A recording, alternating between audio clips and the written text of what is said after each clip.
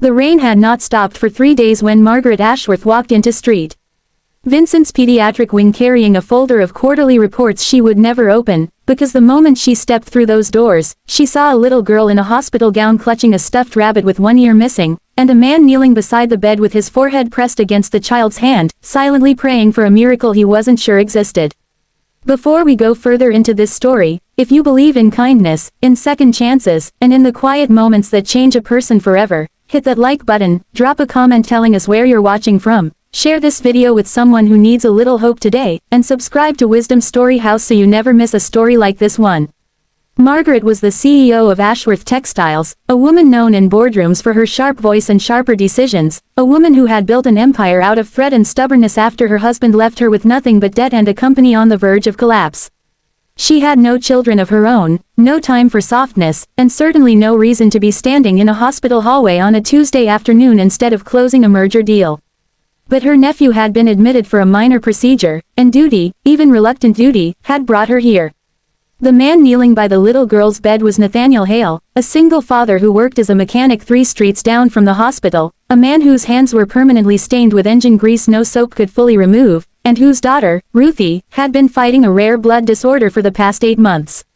Nathaniel had sold his truck, his tools, even his late wife's wedding ring, just to keep up with the treatments, and still it was not enough. He sat there every day after his shifts, sometimes still in his uniform, whispering promises to a 6-year-old who was running out of time faster than he was running out of money. Margaret did not know any of this when she first saw them.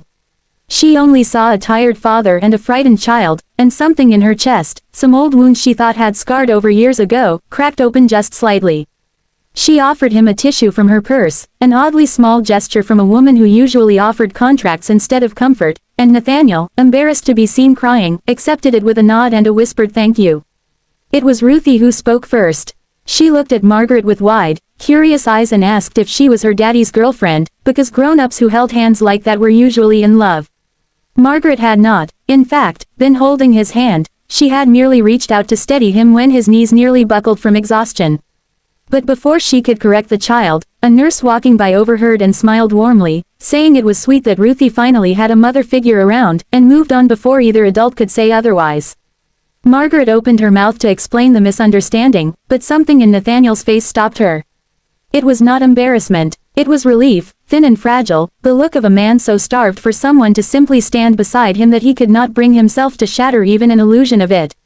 And so, for reasons she could not fully explain even to herself, Margaret Ashworth said nothing. She simply smiled at Ruthie and told her that her father was a very brave man, which was true, and let the misunderstanding stand. She told herself she would clarify it later, that it was simply easier not to cause a scene in a hospital hallway. But later became the next day, and the next day became the following week, because Margaret found herself returning. She told her assistant she had important consultations near the hospital district.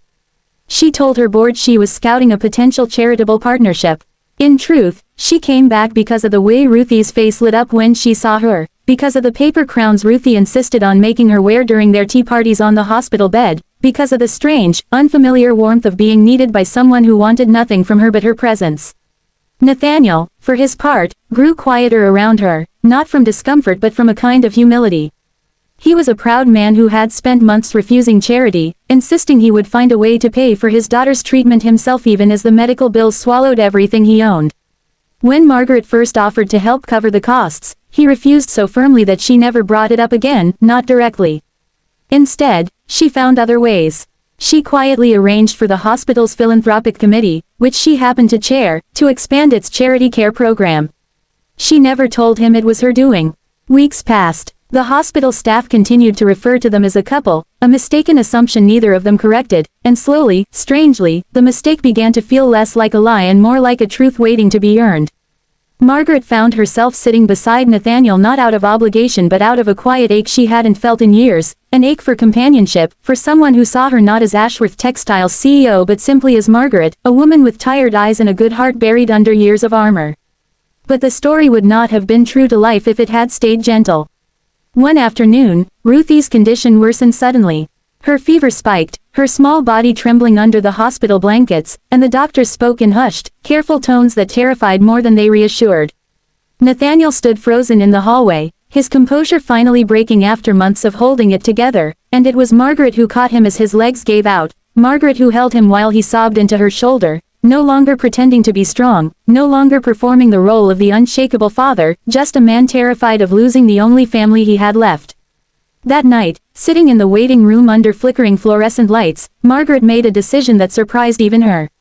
She picked up her phone and called in favors she had spent decades building, contacting a specialist in another city known for pioneering treatment in Ruthie's exact condition, a doctor who owed Margaret's family a debt from years ago when Margaret's father had funded his early research. Within 2 days, the specialist was on a flight, and within a week, Ruthie was undergoing a treatment that had not even been available to them before. The nurses assumed, of course, that this was simply a devoted mother moving mountains for her daughter, and once again, Margaret let them believe it. She was not doing it for the illusion. She was doing it because somewhere between the paper crowns and the trembling hands she had held in that hallway, she had stopped seeing Ruthie as someone else's daughter and started seeing her as her own. The treatment worked. Slowly, painstakingly, Ruthie's fever broke, her strength returned, and the color came back into her cheeks in a way that made the entire pediatric ward erupt into quiet, tearful celebration. Nathaniel could not speak when the doctor gave them the news. He simply turned to Margaret and held her hand, not out of misunderstanding this time, but out of genuine, overwhelming gratitude that had somewhere along the way become something more. It was Ruthie, months later, sitting cross-legged on a picnic blanket in the park with her hospital bracelet finally removed, who asked the question that neither adult had dared to ask themselves aloud. She asked if Margaret was going to be her mommy now, since everyone at the hospital already thought she was. Margaret looked at Nathaniel, and Nathaniel looked back at her with an expression that held no more grease-stained embarrassment, no more forced independence, only quiet hope. And Margaret, the woman who ran boardrooms and negotiated multi-million-dollar deals without blinking, found herself entirely undone by the honest question of a 7-year-old girl.